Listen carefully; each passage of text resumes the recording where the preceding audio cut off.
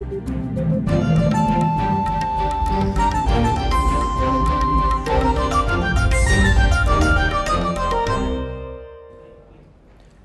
நாளில் உங்கள் ஊர் முதல் உலக நாடு வரை நிகழ்ந்த செய்திகளின் ஒரு மணி நேர தொகுப்பு காவேரி பிரைம் வழங்குவதற்காக ஜெகதீஷ். அரசியல், அறிவியல், வணிகம், விளையாட்டு போன்ற பல்வேறு துறைகளின் சுவாரஸ்யங்களை பார்ப்பதற்கு முன்னதாக காவேரி பிரைமின் தலைப்புச் செய்திகளை பார்க்கலாம். போர் வரும்போது பார்த்துக் கொள்வோம் என ரசிகர்கள் சந்திப்பில் பேச்சு. அரசியல் பிரவேசத்திற்கு தயாராகிறாரா ரஜினி?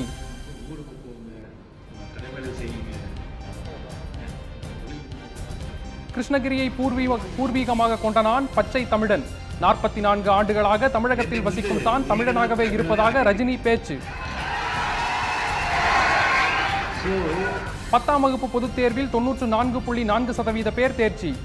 ரேங்க் பதிலாக இந்த ஆண்டு முதல் கிரேட் முறை அறிமுகம். 10ஆம் வகுப்பு தேர்வில் கடந்த ஆண்டை விட 0.8% தேர்ச்சி விகிதம் அதிகரிப்பு. வழக்கமாக இந்த ஆண்டும் மாணவர்களை விட மாணவிகளே அதிக அளவு தேர்ச்சி. தமிழக சட்டப்பேரவை விரைவில் கூட்டப்படும். முதலமைச்சர் எடப்பாடி பழனிசாமி தகவல். டிடிவி தினகரன் மீதான விசாரணையை துரிதப்படுத்த வேண்டும். தேர்தல் ஆணையத்திடம் வலியுறுத்தியதாக பன்னீர்செல்வம் பேட்டி. அனல் காற்று படிப்படியாக குறையும். உள் மாவட்டங்களில் ஒரு சில இடங்களில் மழை பெய்ய வாய்ப்புள்ளதாக வானிலை ஆய்வு மையம் தகவல்.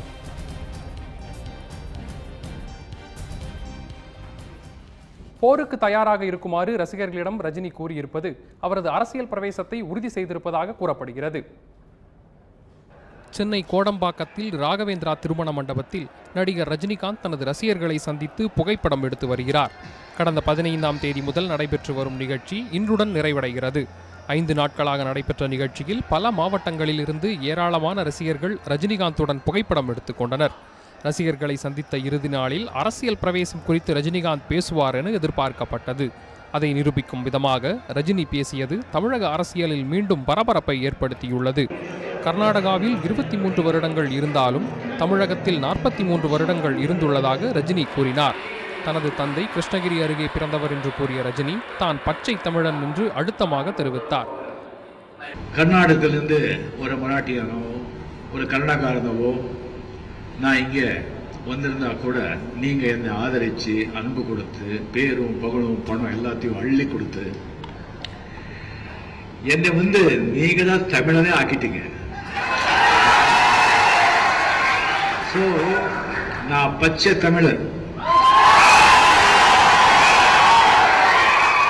எங்க மூதாரு எங்க அப்பா எல்லாம் நாச்சிக்குப்பம் கிருஷ்ணகிரியில் பிறந்து ஆல்ரெடி சொல்லியிருக்கேன். தமிழகத்தை விட்டு வெளியே போகச் சொன்னால் இமயமலைக்குத்தான் போவேன் என்றும் தமிழகத்தை விட்டு வேறெந்த மாநிலத்திற்கும் போகப் போவதில்லை என்றும் ரஜினி தெரிவித்த போது ரசிகர்கள் கரவொலி எழுப்பினர். என்னை எங்கேயாவது போ, இங்கிருந்து வெளியே போ அப்படின்னு சொன்னா தூக்கி போட்டா நான் இமயமலையில போய் தான் விடுவேன், தவிர வேற எந்த மாநிலத்தில் போய் விட மாட்டேன்.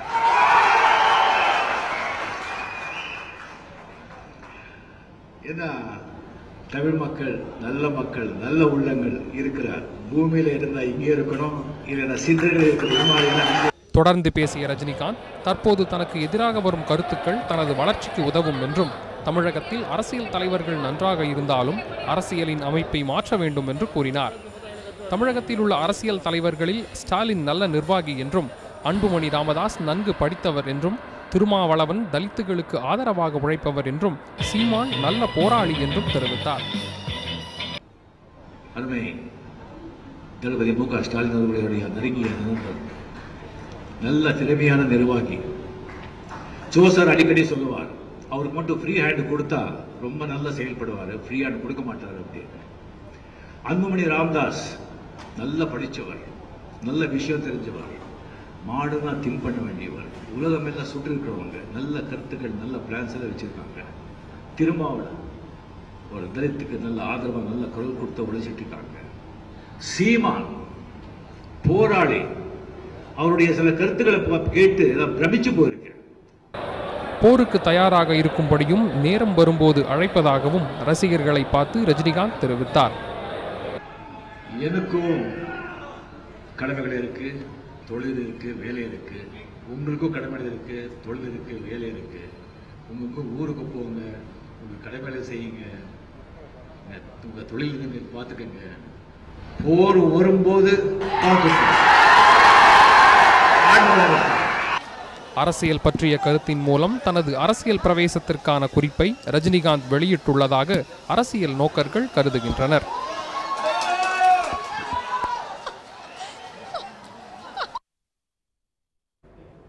தமிழகத்தில் 10ஆம் வகுப்பு தேர்வில் 94.4% மாணவ மாணவிகள் தேர்ச்சி அடைந்துள்ளனர். 38,000 பேர் எழுதிய SSLC தேர்வு முடிவு புதிய மாற்றத்துடன் இன்று காலை 10 மணிக்கு வெளியிடப்பட்டது. ரேங்க் மற்றும் மதிப்பெண் பட்டியல் வெளியிடப்படாமல் கிரேடு முறை அறிமுகப்படுத்தப்பட்டது. இந்த ஆண்டு 10ஆம் வகுப்பு பொதுத் தேர்வில் மொத்த தேர்ச்சி விகிதம் 94.4%. இந்த தேர்ச்சி விகிதம் கடந்த ஆண்டை விட 0.8% அதிகமாகும். வழக்கம் போல மாணவிகளே அதிக அளவில் 96.2% பேர் தேர்ச்சி பெற்றுள்ளனர். 92.5% மாணவர்கள் தேர்ச்சி பெற்றுள்ளனர்.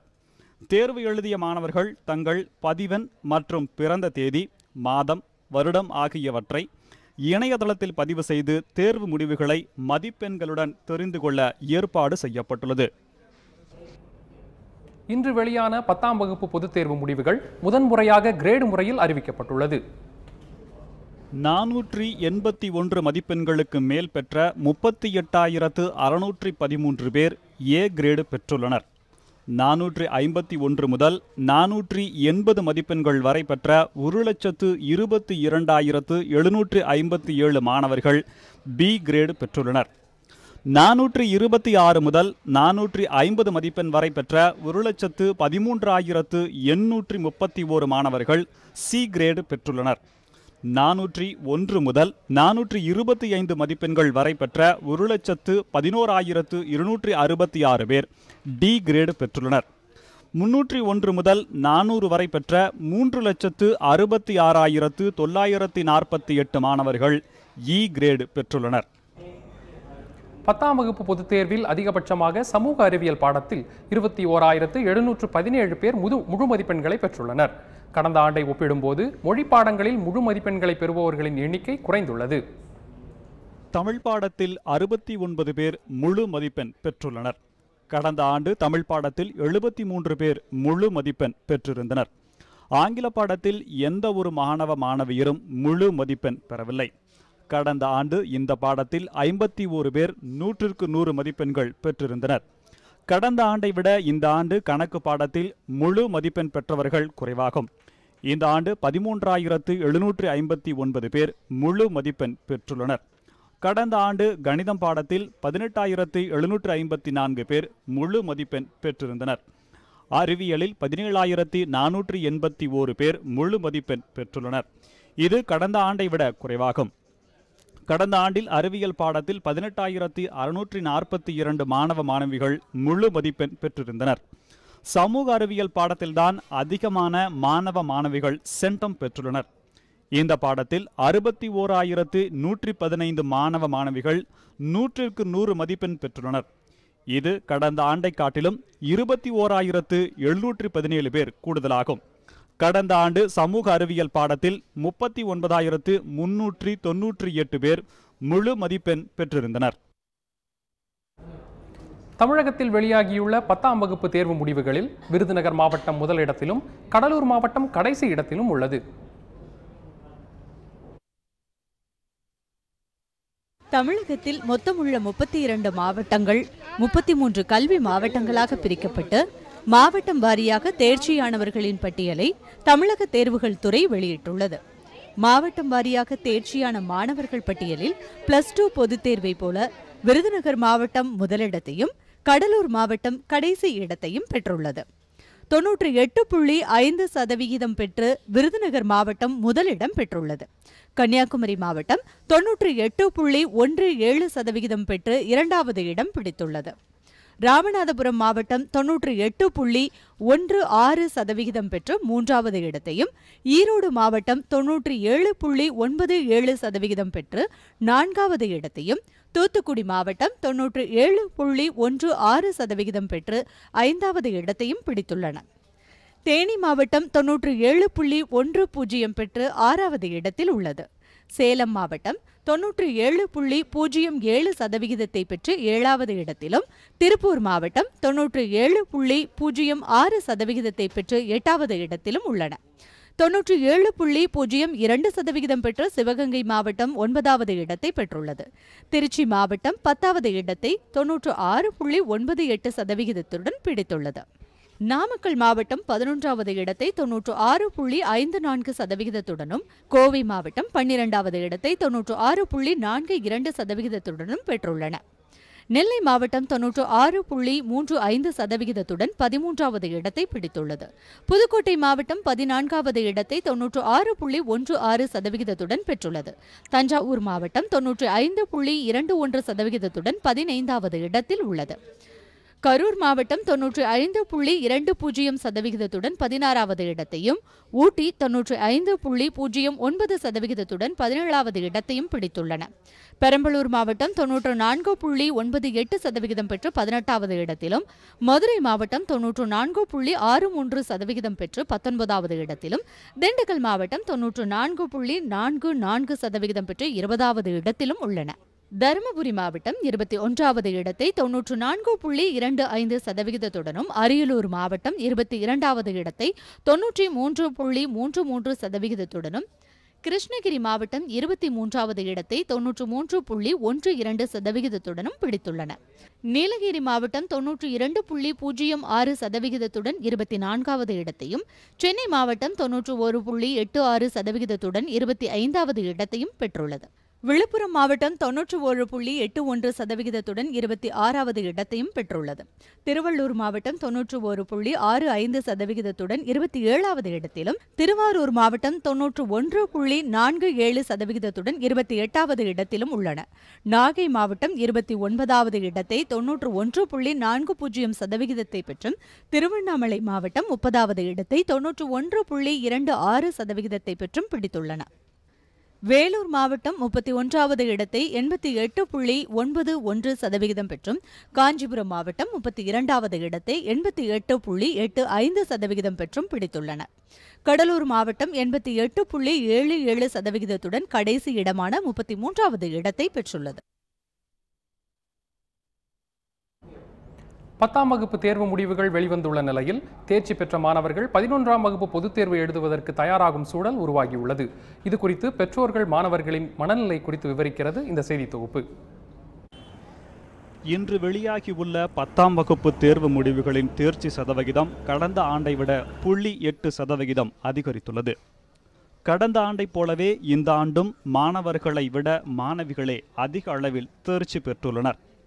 இந்த நிலையில் 10ஆம் வகுப்பில் தேர்ச்சி பெற்றவர்கள் பொதுத் தேர்வை முதன்முறையாக எதிர்கொண்டதால் மன உளைச்சலுக்கு ஆளாகியதாக தெரிவித்தனர். 11th போர்டு எக்ஸாம் இல்லாமல் இருக்க நல்லதுன்னு நினைக்கிறேன். அப்போ 11th இருந்துச்சுன்னா நீட் எக்ஸாம் வேணாம். 10th கொஞ்சம் ஹார்ட் ஒர்க் பண்ணி கொஞ்சம் ஸ்ட்ரெஸ் ஆகிட்டோம். 11th இருந்தால் நல்லா இருக்காதுன்னு தோணுது. அது டீச்சர்ஸ் ஒப்பீனியன் படி இருந்தால் நல்லாயிருக்கும். பட் இருந்தால் நல்லது தான். 10th அப்படி தான் இருந்தோம். எதுவுமே பார்ட்டிசிபேட் பண்ணாமல் ரொம்ப போராக இருந்துச்சு. 11th மார்ச் பாஸ்ட் இல்லாமல் டீச்சர்ஸ் டே, சில்ட்ரன்ஸ் டே எதுவுமே பார்ட்டிசிபேட் பண்ணிட மாட்டாங்க. கொஞ்சம் கஷ்டமாக தான் இருக்கும். என் பேர் அவந்திகா. நான் காமர்ஸ் வித் பிஸ்னஸ் மேக்ஸ் எடுக்க போகிறேன். எனக்கு 11th எக்ஸாமே வேண்டாம். 10th ஒரு public exam, 11th public exam, 12th public exam. நடுவில் ஒரு கேப்பே இல்லாமல் ஸ்ட்ரெஸ் ஆகி எனக்கு தெரிஞ்சு இதான் நிறைய ஸ்ட்ரெஸ் கொடுக்கும், நிறைய கம்மி மார்க் எடுத்ததை விட. 10ஆம் வகுப்பு பொதுத் தேர்வை கடந்த மாணவர்கள் புதிதாக 11ஆம் வகுப்பு பொதுத் தேர்வை சந்திக்க உள்ளனர். 11ஆம் வகுப்பில் பொதுத் தேர்வு முறையை அரசு கொண்டு வருவது வரவேற்கத்தக்கதே என்று பெற்றோர்கள் வரவேற்பு தெரிவித்துள்ளனர். ரொம்ப நாளாகவே இருக்க வேண்டியது இப்போ நம்ம இதில் ரொம்ப லேட்டாக கொண்டு வந்திருக்காங்க, அவ்வளோதான். மற்ற ஸ்டேட்லலாம் முன்னாடியே வந்துட்டு நம்ம ஸ்டேட்டில் இப்போ வந்திருக்காது. இது ரொம்ப லேட்டுன்னு தான் சொல்லணும். நம்ம வரவேற்கத்தக்கது தான் இது. 11ஆம் வகுப்பில் பொதுத் தேர்வு முறையை கொண்டு வருவது மாணவர்களில் மனநலத்தையும் உடல் நலனையும் பாதிக்கும் என்ற கருத்தையும் பெற்றோர்கள் முன்வைக்கின்றனர். பசங்களுக்கு தொடர்ந்து ஒரு 3 வருஷமாக அந்த மாதிரி பண்ணாங்கன்னா ரொம்ப ஸ்ட்ரெஸ்ஸாக இருக்கும். படிக்கிறது நல்லா படிக்கிற பசங்களுக்கும் வந்து ஒரு பயத்தை ஏற்படுத்தும். 10th பப்ளிக் எக்ஸாமு, அடுத்தது 11th public exam, 12th public எக்ஸாம்னா அது என்னமோ கண்டினியூவாக நம்ம வந்து அவங்களுக்கு வந்து ஒரு ஸ்ட்ரெஸ் கொடுக்குற மாதிரி, ஒரு மன அழுத்தத்தை கொடுக்குற மாதிரி இருக்கும்.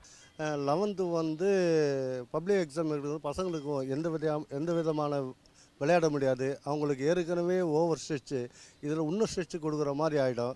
அவங்களுக்கு ஒரு ஃப்ரீடம் கொடுக்கறதுக்கு 12th பப்ளிக் எக்ஸாம் இருக்கிறது தான் பெட்டர், என்னோட சாய்ஸ்.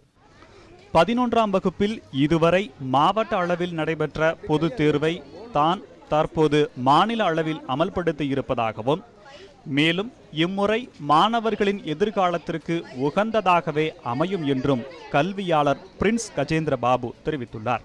எந்த வகையில் வந்து மாணவர்களுக்கு பெரிய பாதிப்பு வராது. அதற்கு மாற்றாக அவர்கள் முழுமையாக +1 படிக்கிறது அப்படின்றது அவர்களுக்கு எல்லா வகையிலுமே நன்மை பயக்கும். அது எக்கனாமிக்ஸ், காமர்ஸ், அக்கௌண்டன்சி, லாங்குவேஜ், எந்த பாடம் எடுத்துக்கிட்டிங்கனாலும் அந்த பாடத்தை முழுமையாக +1 படிக்காமல் அவங்க +2 படிக்கக்கூடாது. அப்போது +1 முழுமையாக அவர்கள் படிப்பதற்கு அது வந்து பெரிய அளவில் அவர்களுக்கு வந்து உதவி செய்யும். பெரிய அளவில் இது மன அழுத்தம்னு சொல்லிட முடியாது. 10, 11 மற்றும் 12 போன்ற 3 வகுப்புகளுக்கும் நடப்பாண்டு முதல் பொதுத் தேர்வு முறை அமல்படுத்தப் போவதாக பள்ளிக் கல்வித்துறை அறிவித்துள்ளது.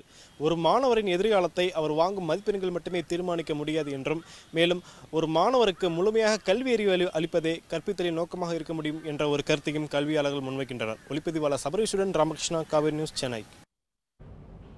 ஒரு சிறிய இடைவேளைக்கு பிறகு காவேரி பிரைம் செய்திகள் தொடரும். தொடர்ந்து இணைந்திருங்கள் காவேரி நியூஸ் செய்திகளுடன்.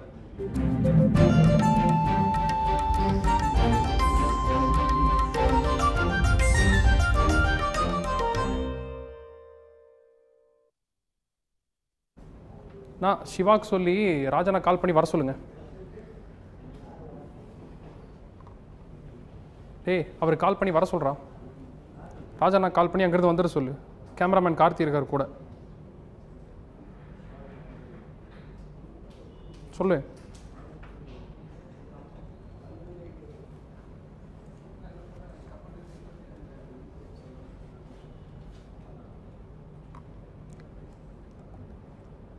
நான் உடனே போகலாண்ணா.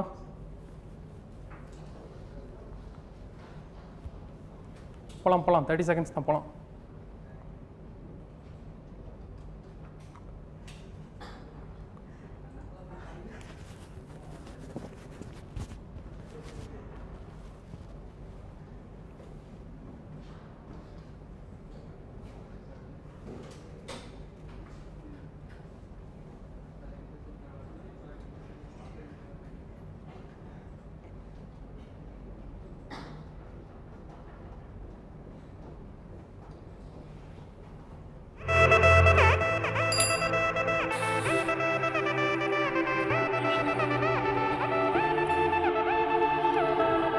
விரையும் மாந்தர் கூட்டம்.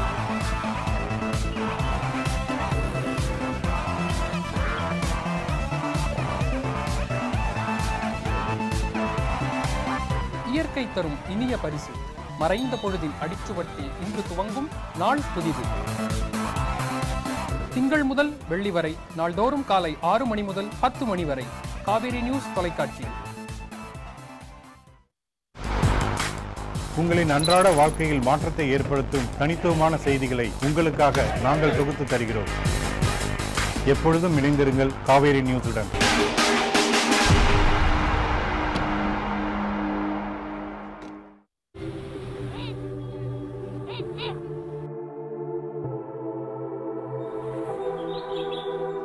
விழித்தெழும் உலகம்.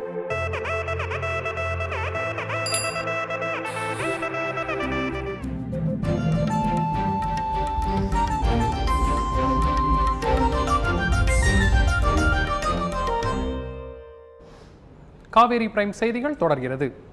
தமிழகம் மற்றும் தேசிய அளவில் நிகழ்ந்த முக்கிய செய்திகளை தற்போது சுருக்கமாக பார்க்கலாம். நீலகிரி மாவட்டம் உதகையில் உள்ள அரசு தாவரவியல் பூங்காவில் கோடை காலத்தை முன்னிட்டு 121வது மலர் கண்காட்சி இன்று தொடங்கியது.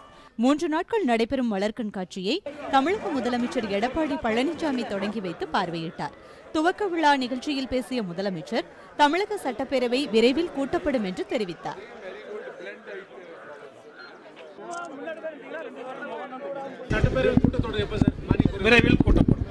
மலர் கண்காட்சியை காண வரும் சுற்றுலா பயணிகளை வரவேற்கும் விதமாக மலர்களால் அலங்கரிக்கப்பட்ட நுழைவு வாயில் அமைக்கப்பட்டுள்ளது.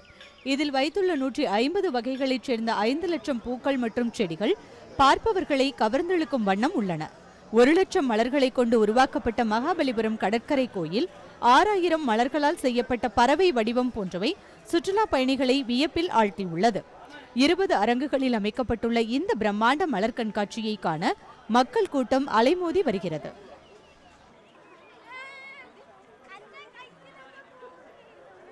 சம்மர் ஹாலிடேஸ்க்காக நாங்கள் ஊட்டி சுற்றி பார்க்க வந்திருந்தோம். அப்போ ஃப்ளவர் ஷோன்னு சொன்னாங்க.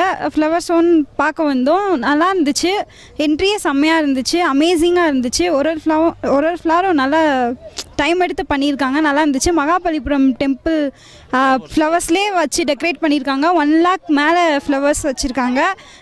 சூப்பராக இருந்துச்சு. இந்த மாதிரி எங்கேயுமே நாங்கள் என்ஜாய் பண்ணதில்லை. சுற்றி பார்க்கறதுக்கே 3 ஹார்ஸ் மேலே ஆயிடுச்சு. நல்லா இருந்துச்சு. ரொம்ப என்ஜாய் பண்ணோம். நல்லா இருந்துச்சு. சசிகலா குடும்பத்தை வெளியேற்றினால் அதிமுக இரு அணிகள் இணைவதில் முடிவு ஏற்படும் என பன்னீர்செல்வம் திட்டவட்டமாக தெரிவித்துள்ளார். டெல்லியில் செய்தியாளர்களிடம் பேசிய அவர், அதிமுக இரட்டை இலை சின்னம் தொடர்பாக தேர்தல் ஆணையத்திடம் உரிய ஆவணங்களை தாக்கல் செய்துள்ளதாக குறிப்பிட்டுள்ளார். அதிமுக வங்கிக் கணக்குகளை பயன்படுத்த அனுமதிக்க தடை விதிக்க வேண்டும் என தேர்தல் ஆணையத்திடம் கோரிக்கை வைத்துள்ளதாகவும் பன்னீர்செல்வம் கூறினார். ஆர்கே நகர் சட்டமன்ற தொகுதியில் வாக்காளர்களுக்கு ஓட்டுக்கு பணம் கொடுத்தது பற்றியும் அதனைத் தொடர்ந்து 89 கோடி ரூபாய் பரிமாறப்பட்டது குறித்து ஆவணங்கள் கைப்பற்றப்பட்டது குறித்தும் இந்திய தேர்தல் ஆணையத்திடம் தெரிவித்து அதற்குரிய விசாரணையை துரிதப்படுத்த வேண்டும் என்று கேட்டுக்கொண்டிருக்கிறோம். ப. சிதம்பரம் மத்திய நிதியமைச்சராக இருந்தபோது அந்நிய நிறுவனமான INX என்ற தனியார் தொலைக்காட்சிக்கு முறைகேடாக அனுமதி வழங்கியதாக சிபிஐ வழக்கு பதிவு செய்து விசாரணை மேற்கொண்டது. இந்த வழக்கில் மத்திய நிதி அமைச்சகத்தின் சார்பில் அனுமதி வழங்கியதில் முறைகேடு நடந்துள்ளது என்றும், அனுமதி வழங்கியதற்கு சிதம்பரம் பணம் பெற்றதாகவும் சிபிஐ தரப்பில் குற்றம் சாட்டப்பட்டது. இதையடுத்து ப. சிதம்பரம், அவரது மகன் கார்த்தி சிதம்பரத்தின் வீடுகள் மற்றும் அலுவலகம் என 14 இடங்களில் சிபிஐ அதிகாரிகள் சோதனை மேற்கொண்டனர். தற்போது சட்டவிரோத பண பரிவர்த்தனை தடுப்பு சட்டத்தின் கீழ் கார்த்தி சிதம்பரம் மீது அமலாக்கப் பிரிவு வழக்கு பதிவு செய்துள்ளது.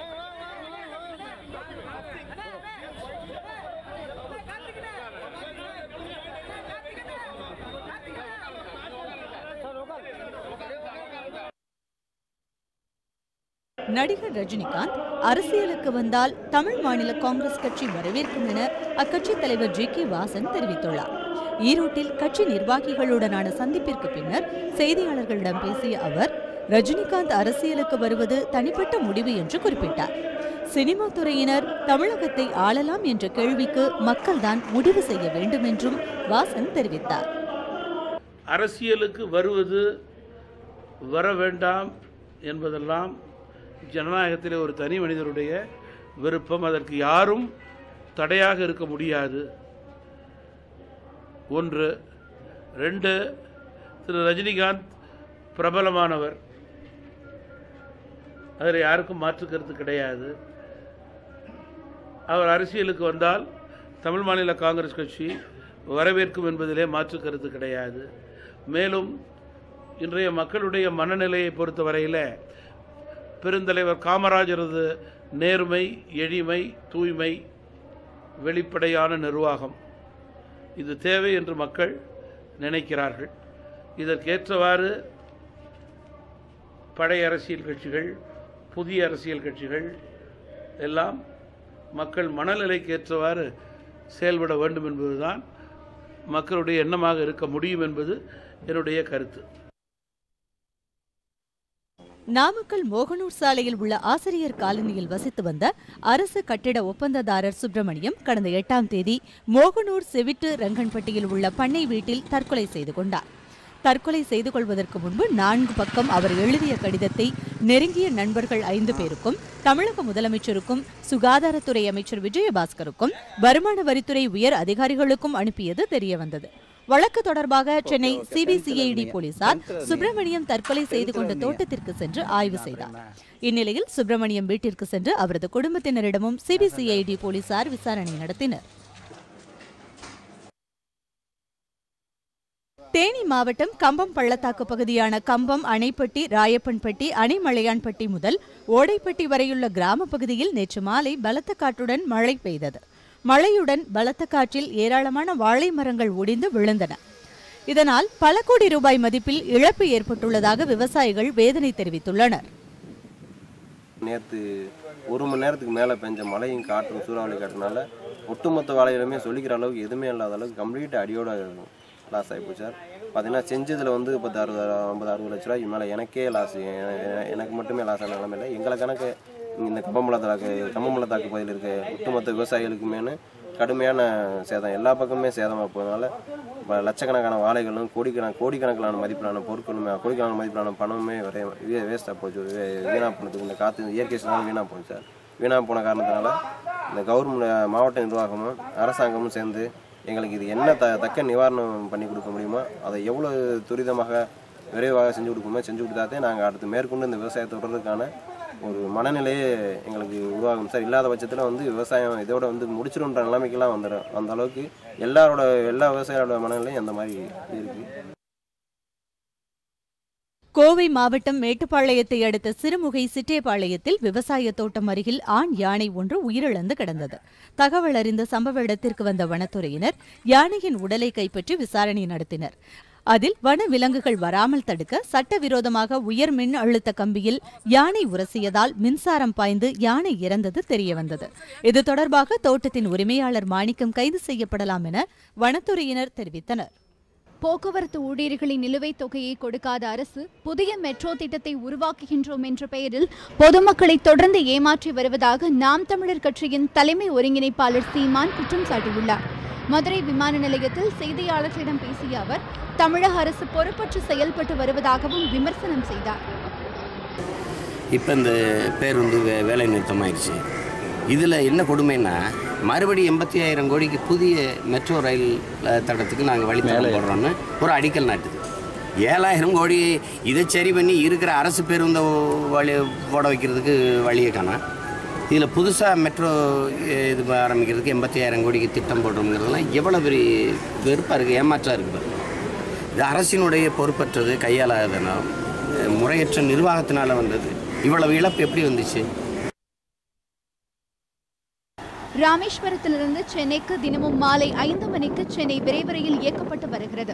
இந்நிலையில் நேற்று மாலை ராமேஸ்வரத்திலிருந்து கிளம்பிய சென்னை விரைவு ரயில் பாம்பன் பாலத்தை கடக்கும் போது 50 முதல் 60 கிலோமீட்டர் வேகத்தில் காற்று வீசியது. அத்துடன் கடலின் சீற்றமும் அதிகமாக இருந்ததால் பாம்பன் ரயில் நிலையத்திலேயே சென்னை விரைவு ரயில் நிறுத்தப்பட்டது. சுமார் 4 மணி நேரத்திற்கு மேலாக நிறுத்தப்பட்ட ரயில் காற்றின் வேகம் குறைந்ததை அடுத்து பாம்பன் பாலத்தை கடந்து சென்றது. இதனால் தாங்கள் உரிய நேரத்திற்கு செல்ல முடியவில்லை என்றும் ரயில் நிறுத்தப்பட்டது முறையாக அறிவிக்கப்படவில்லை என்றும் பயணிகள் அதிருப்தி தெரிவித்தனர். புதுக்கோட்டை மாவட்டம் நெடுவாசலில் ஹைட்ரோ கார்பன் திட்டத்தை செயல்படுத்த கடந்த பிப்ரவரி 15ஆம் தேதி மத்திய அமைச்சரவை ஒப்புதல் வழங்கியது. இதனால் நெடுவாசல், நல்லாண்டார் கொல்லை மற்றும் வடகாடு உள்ளிட்ட பகுதிகளைச் சேர்ந்த விவசாயிகள் மற்றும் பொதுமக்கள் இத்திட்டத்தை செயல்படுத்தக்கூடாது என்ற கோரிக்கையை வலியுறுத்தி போராட்டத்தில் ஈடுபட்டு வருகின்றனர். இந்நிலையில் போராட்டமானது 37வது நாளை எட்டியதை அடுத்து மத்திய மாநில அரசுகளை கண்டித்து நூற்றுக்கணக்கான பெண்கள் தங்களது தலையில் தலைப்பாகை கட்டிக்கொண்டு போராட்டத்தில் ஈடுபட்டனர். அப்போது அவர்கள் மத்திய மாநில அரசுகளுக்கு எதிராகவும் ஹைட்ரோ கார்பன் திட்டத்திற்கு எதிராகவும் கண்டன முழக்கங்களை எழுப்பினர். வேண்டும் வேண்டும் வேண்டும் வேண்டும் விவசாயம் வேண்டும் விவசாயம் வேண்டும் வராதே வராதே எல்லைக்கு வராதே எங்களை கொஞ்சம்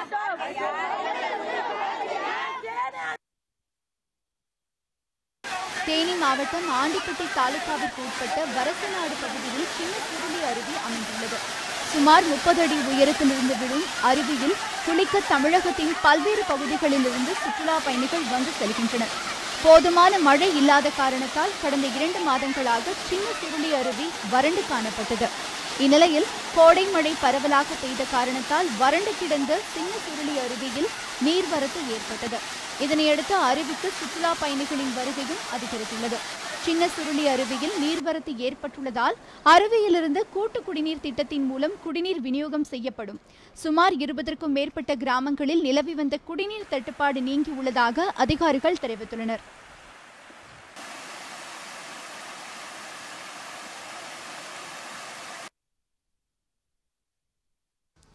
குல்பூஷன் ஜாதவ் வழக்கில் சர்வதேச நீதிமன்றத்தால் வழங்கப்பட்ட தீர்ப்பு திருப்தி அளிக்கும் வகையில் உள்ளதாக மோடி தெரிவித்துள்ளார். இதுகுறித்து கருத்து தெரிவித்துள்ள பிரதமர் மோடி, குல்பூஷன் ஜாதவுக்கு விதிக்கப்பட்ட மரண தண்டனைக்கு சர்வதேச நீதிமன்றம் தடை விதித்து இருப்பது தமக்கு திருப்தி அளிப்பதாகவும், இவ்வழக்கில் சர்வதேச நீதிமன்றம் சரியான முறையை கையாண்டுள்ளது என்றும் குறிப்பிட்டார். மேலும் இந்தியா சார்பில் வாதாடிய வழக்கறிஞர் ஹரிஷ் சால்வேக்கு பாராட்டுக்களையும் மோடி தெரிவித்தார். ஆதார் அட்டை வைத்துள்ள விவசாயிகளுக்கு மட்டுமே இனி மானிய விலையில் உரங்கள் வழங்கப்படும் என மத்திய அரசு அறிவித்துள்ளது. செய்தியாளர்களிடம் பேசிய வேளாண் துறை அதிகாரிகள், தமிழகத்தில் தொடக்க வேளாண்மை கூட்டுறவு சங்கங்கள் மட்டுமின்றி தனியார் மூலமாகவும் உரங்கள் விவசாயிகளுக்கு விநியோகம் செய்யப்பட்டு வருகின்றது. இந்நிலையில் விவசாயிகளின் பெயரில் மானிய விலையில் உரங்களை பெறுபவர்கள் அதை பட்டாசு தயாரிப்பு உள்ளிட்ட பல்வேறு நிறுவனங்களுக்கு விற்கும் செயல் நடைபெற்று வருவதாக தெரிவித்தனர். எனவே இத்தகைய முறைகேடுகளை தடுப்பதற்காக ஆதார் அட்டையை கட்டாயமாக்க மத்திய அரசு முடிவு செய்துள்ளதாக அவர்கள் தெரிவித்தனர்.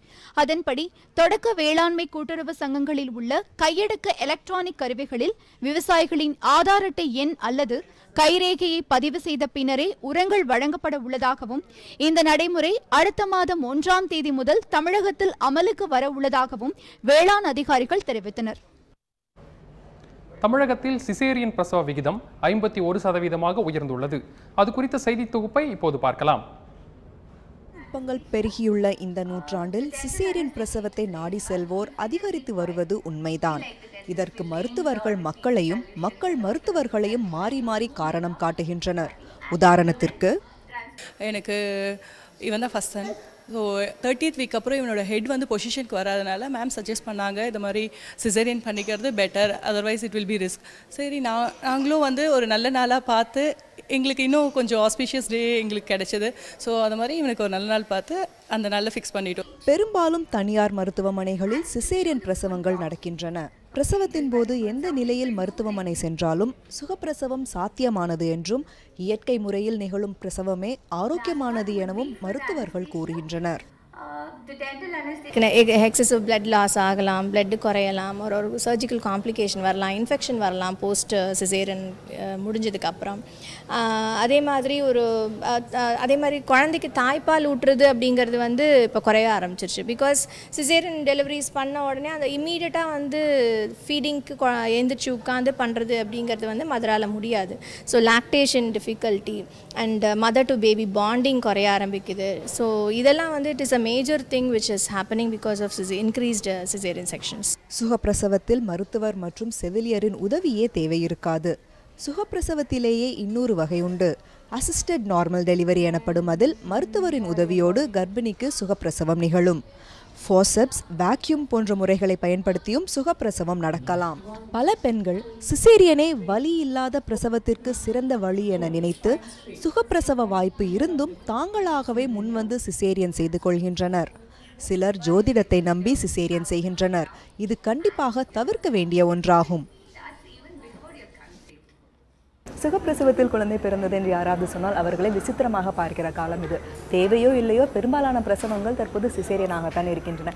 தேவைப்படும் நேரத்தில் மட்டுமே சிசேரியன் செய்து கொள்ள வேண்டும் என்பது குறித்த விழிப்புணர்வு பெரும்பாலான கர்ப்பிணிகளுக்கு தேவை என்பது மருத்துவர்களின் கருத்தாக உள்ளது. ஒளிப்பதிவாளர் பிரகாஷுடன் நிஷா சேகர், காவேரி நியூஸ், சென்னை. கோடியக்கரை கடற்பகுதியில் நாய்கள் துரத்தியதால் அச்சத்தில் கடலுக்குள் சென்று தத்தளித்த புள்ளிமான் கரைப்பகுதியில் நாய்கள் சென்றதை அடுத்து திரும்பியது. கடற்கரை பகுதியில் சுற்றித் திரியும் புள்ளிமான்களை தாக்கும் நாய்களை அப்புறப்படுத்த வேண்டும் என அப்பகுதி மக்கள் கோரிக்கை விடுத்துள்ளனர். நாகை மாவட்டம் வேதாரண்யத்தை அடுத்த கோடியக்கரையில் வன உயிரின சரணாலயம் அமைந்துள்ளது. இந்த சரணாலயத்தில் அபூர்வ இனமான வெளிமான், புள்ளிமான், நரி, முயல், குதிரை என ஏராளமான வன விலங்குகள் பராமரிக்கப்பட்டு வருகின்றன. இவற்றில் நூற்றுக்கணக்கான புள்ளிமான்கள் அவ்வப்போது சரணாலயத்திற்கு வெளியே வந்து கடற்கரை மற்றும் வசிப்பிட பகுதிகளில் உலவுகின்றன. சில புள்ளிமான்கள் அருகில் உள்ள காட்டுப்பகுதியில் தங்கிவிடுவதாகவும் கூறப்படுகிறது. அவ்வாறு வெளியில் உலவும் மான்கள் அப்பகுதியில் சுற்றித் திரியும் நாய்களின் தாக்குதலுக்கு ஆளாகின்றன. இந்த நிலையில் இன்று காலை கடற்கரையை ஒட்டியுள்ள தனியார் பம்ப் ஹவுஸ் அருகே பெண் புள்ளிமான் ஒன்றை நாய்கள் துரத்தியது. உயிருக்கு பயந்து மான் கடலில் குதித்து நீந்தியது.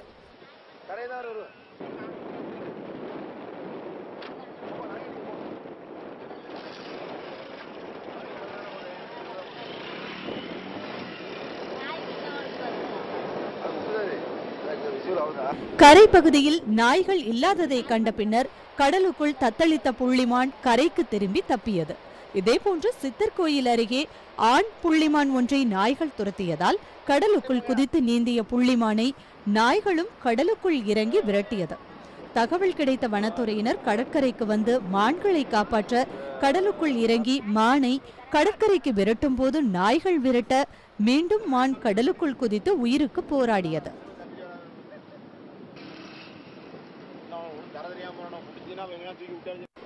மானின் உயிர் போராட்டத்தில் வனத்துறையினரும் கடலுக்குள் இறங்கி 1 மணி நேரம் போராடி நாய்களை துரத்தி மானை காப்பாற்றினர். பின்னர் மானை காட்டு பகுதிக்குள் சென்று விட்டனர்.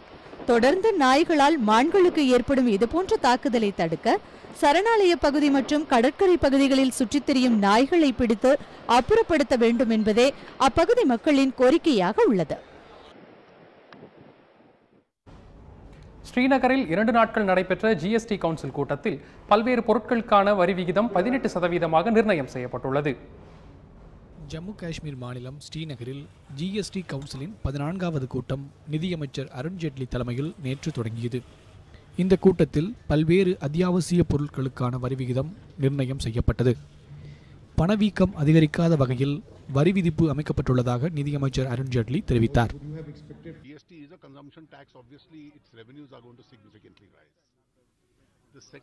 ஜிஎஸ்டி கவுன்சிலருக்கு அதிகாரிகள் உட்பட அனைவரும் மிக கவனத்தோடு தான் இந்த பணவீக்கத்தை அதிகரிக்காத வகையில் வரி விதிப்பினை அமைச்சிட்டு வரோம்.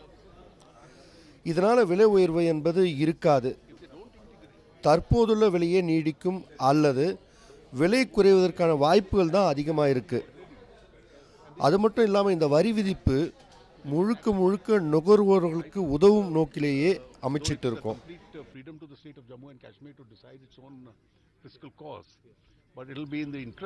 பாலுக்கு 0% வரியும், பால் பொருட்களுக்கு 12%, முடி எண்ணெய், பற்பசை மற்றும் சோப்புகள் போன்ற பொருட்கள் இப்போது 28% வரிக்கு உட்பட்டவை என்றும் ஜிஎஸ்டியின் கீழ் 18% வரி விதிக்கப்படும் என்றும் தெரிவிக்கப்பட்டுள்ளது. சர்க்கரை, தேநீர், காபி, சமையல் எண்ணெய் மற்றும் நிலக்கரி ஆகியவைகளுக்கு 5% வரிகள் என்றும் கூறப்பட்டுள்ளது. மேலும் மொபைல் ஃபோன்களுக்கு 12%, இருசக்கர வாகனங்களுக்கு 28%, ஏசி, வாஷிங் மிஷின், டிவி உள்ளிட்டவைகளுக்கு 28% வரிகளும் நிர்ணயம் செய்யப்பட்டுள்ளன. இந்த நிலையில் ஜிஎஸ்டி கவுன்சிலின் 15வது கூட்டம் வரும் 3ஆம் தேதி நடைபெற உள்ளது குறிப்பிடத்தக்கது.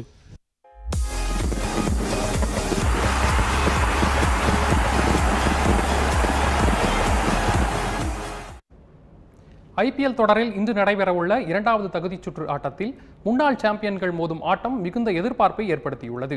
நெருக்கடிக்கு மத்தியில் இறுதிப் போட்டிக்குள் காலடி பதிப்பது யார் என்ற கேள்வி ரசிகர்களிடையே அதிகரித்துள்ளது. ஐபிஎல் தொடரில் இந்த சீசனோடு நடையை கட்டும் புனே அணி அபார எழுச்சி பெற்று இறுதிப் போட்டிக்குள் காலடி பதித்து அசத்தியுள்ளது. இன்று நடைபெறவுள்ள 2வது தகுதிச் சுற்று ஆட்டத்தில் முன்னாள் சாம்பியன்களான மும்பை மற்றும் கொல்கத்தா அணிகள் பலப்பரீட்சை நடத்த உள்ளன.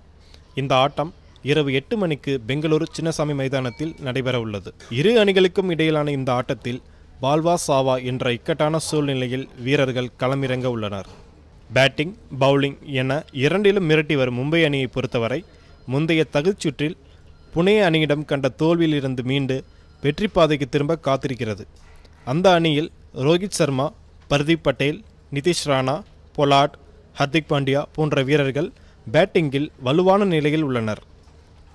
வேகப்பந்து வீச்சில் பும்ரா, மலிங்கா, மெக்லெனகன் ஆகியோரும், சுழற்பந்தில் கிருணல் பாண்டியா, கரண் சர்மாவும் அபாரமாக செயல்பட்டு வருகின்றனர். கொல்கத்தா அணியை பொறுத்தவரை கம்பீரும், பந்து வீச்சில் வேகப்பந்து வீச்சாளர் நாதன் கவுல்டர் நைலும் முதுகெலும்பாக உள்ளனர் என்றே சொல்லலாம். இதில் கவுல்டர் நைல் இந்த சீசனில் 4 ஆட்டத்தில் தலா 3 விக்கெட்டுகள் வீதம் கைப்பற்றியுள்ளார். இந்த ஆண்டின் மிகப்பெரிய சாதனையாக இது பார்க்கப்படுகிறது. இது தவிர யூசுப் பதான், கிறிஸ் லின், ராபின் உத்தப்பா, சுனில் நரைன், சூரியகுமார் யாதவ் ஆகியோரும் கலக்கும் பட்சத்தில் கொல்கத்தா அணி வெற்றி பாதைக்கு திரும்பும் என எதிர்பார்க்கலாம். காயம் காரணமாக கொல்கத்தா வீரர் மனிஷ் பாண்டே இந்த ஆட்டத்தில் விளையாட வாய்ப்பில்லை. IPL வரலாற்றில் கொல்கத்தா அணி ஒரு அணிக்கு எதிராக அதிகமான தோல்விகளை சந்தித்து இருக்கிறது என்றால் அது மும்பைக்கு எதிராக மட்டுமே. இரு அணிகளும் இதுவரை 20 ஆட்டங்களில் விளையாடியுள்ளதில் 15 ஆட்டங்களில் மும்பையும் 5 ஆட்டங்களில் கொல்கத்தாவும் வெற்றி பெற்றுள்ளன. இந்த சீசனில் இவ்விரு அணிகளும் மோதிய 2 போட்டிகளிலும் மும்பையின் ஆதிக்கமே கோலோச்சியது. முந்தைய தோல்விகளுக்கு கொல்கத்தா அணி பழி தீர்க்குமா அல்லது மும்பை அணியின் ஆதிக்கம் தொடருமா என பல்வேறு சுவாரஸ்யமான கேள்விகள் ரசிகர்கள் மத்தியில் எழுந்துள்ளன. 2 அதிரடி அணிகளுக்கு இடையிலான இந்த ஆட்டத்தில் ரசிகர்களுக்கு விறுவிறுப்போடு ரன்மலையும் காத்திருக்கிறது. ஸ்ரீ தேனாண்டால் ஃபிலிம்ஸ் நிறுவனத்தின் தயாரிப்பில் சுந்தர் சி இயக்கத்தில் பிரம்மாண்டமாக உருவாகும் சங்கமித்ரா படத்தின் முதல் கண்ணோட்ட புகைப்படம் ரசிகர்களிடையே வரவேற்பை பெற்றுள்ளது. தொடர்ந்து தென்னிந்திய சினிமாவில் மீண்டும் ஒரு பிரம்மாண்ட படைப்பின் ஆரம்பம் தொடங்கியுள்ளது. சுந்தர் சி இயக்கத்தில் ஜெயம் ரவி, ஆர்யா, ஸ்ருதி ஹாசன் ஆகியோர் நடிப்பில் சுமார் 350 கோடி ரூபாய் மதிப்பில் பிரம்மாண்டமானதாய் தயாராகிறது சங்கமித்ரா திரைப்படம். ஸ்ரீ தேனாண்டால் ஃபிலிம்ஸ் நிறுவனம் தயாரிக்கும் இந்த படத்திற்கு AR ரஹ்மான் இசையமைக்கிறார். இதுவரை எந்த ஒரு அதிகாரப்பூர்வ தகவலும் வெளியாகாத நிலையில் சங்கமித்ரா படத்தின் முதல் கண்ணோட்டம் வெளியாகி எதிர்பார்ப்பை ஏற்படுத்தியுள்ளது. படத்தின் முதல் கண்ணோட்ட புகைப்படத்தை ஸ்ரீ தேனாண்டால் நிறுவனம் தனது ட்விட்டர் பக்கத்தில் அதிகாரப்பூர்வமாக வெளியிட்டுள்ளது. புராண கால கதையம்சம் கொண்டதாக கூறப்படும் இந்த படத்தின் போஸ்டர்கள் ரசிகர்களிடையே மிகுந்த எதிர்பார்ப்பை ஏற்படுத்தியுள்ளது.